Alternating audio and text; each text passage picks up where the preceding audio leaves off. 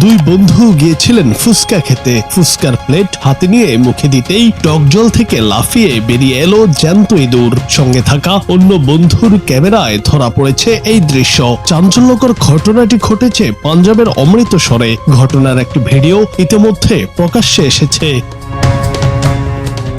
জানা গেছে, ফুচকা খাওয়ার দৃশ্য ক্যামেরা বন্দী করার জন্য ক্যামেরা চালু রেখেছিলেন তারা। হঠাৎ করে টক জলে কিছু একটা ক্রমশ নড়াচড়া করায় থমকে যান তারা। এদিকে দোকানদার টকের পাত্র একটু নাড়িয়ে দিতেই বেরিয়ে আসে একটি জ্যান্ত ইঁদুর। এরপর ইঁদুরটিকে তুলে পাত্রের বাইরে ফেলে দেন দোকানদার। ভিডিওটি দেখে নেটিজেনরা অনেকেই যেমন বিরক্তি প্রকাশ করেছেন, তেমনি অনেকে আবার রাস্তার ধারের খাবারের দোকানগুলির স্বাস্থ্যবিধি নিয়ে উদ্বেগ প্রকাশ করেছেন। রাস্তার দোকানগুলোর খাদ্যের মান নিয়েও প্রশ্ন তুলেছেন কেউ কেউ।